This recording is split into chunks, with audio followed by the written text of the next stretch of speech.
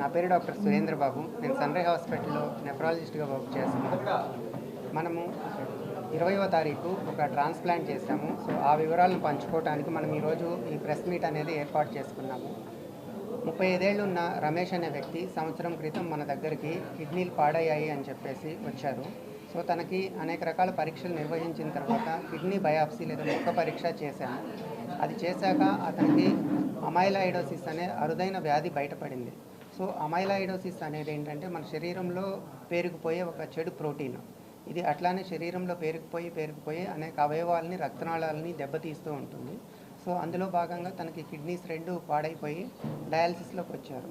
కానీ దురదృష్టవశాత్తు తనకి డయాలసిస్‌లో కొన్ని సమస్యలు వచ్చాయి.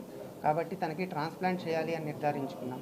కానీ అమైలాయిడోసిస్ అనే దాంట్లో ట్రాన్స్‌ప్లాంటేషన్ చేస్తే ఎంతవరకు మళ్ళా ప్రాబ్లమ్స్ వస్తాయి అనేది డేటా అనేది అంత ఎక్కువ లేదనమాట.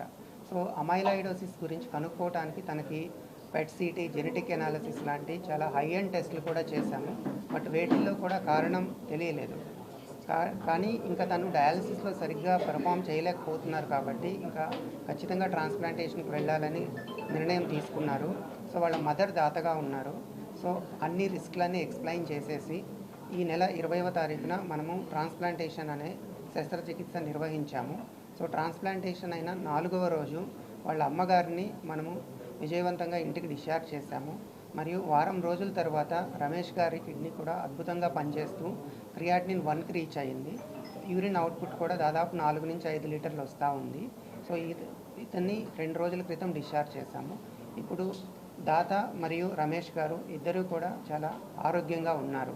సో, ఇలాంటి శస్త్రచికిత్స అమైలాయిడోసిస్ అనేది చాలా కాంప్లికేటెడ్ వన్. ఇది మనము ఓన్లీ లైక్ మెట్రోపాలిటన్ సిటీస్ అలాంటి వాటిల్లోనే నిర్వహిస్తాము. అలాంటిది మనం మన అనంతపూర్లో నిర్వహించడం అనేది చాలా సంతోషంగా ఉంది. సో, ఈ శస్త్రచికిత్సలో పాల్గొన్న వైద్యులకి, నర్సుకి అండ్ స్టాఫ్ నర్సులు అందరికీ కూడా ధన్యవాదాలు తెలుపుకుంటున్నాము. అలానే రమేష్ గారికి చెప్పే ఒకే సలహా ఏంటంటే కిడ్నీ మార్పిడి అయినంత మాత్రాన మొత్తం సక్సెస్ వచ్చినట్లు కాదు. సో, దాన్ని మనం కాపాడుకోగలగాలి.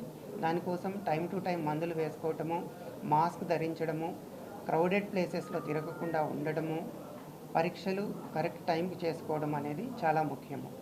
ఈ సందర్భంలో నేను రమేష్ గారితో పాటు వాళ్ళ అమ్మగారికి కూడా ప్రత్యేక కృతజ్ఞతలు తెలుపుకుంటున్నాము. ఎందుకంటే అంత తొందరగా ఎవరు కిడ్నీ ఇవ్వడానికి ముందుకు రారు. అలాంటిది తను అంత రిస్క్ చేసేసి ఒక తల్లిగా జన్మనిచ్చి మళ్ళీ ఇప్పుడు పునర్జన్మనిచ్చింది కాబట్టి ఆ బాధ్యతను కూడా రమేష్ గారు తెలుసుకుంటారని అనుకుంటున్నాను.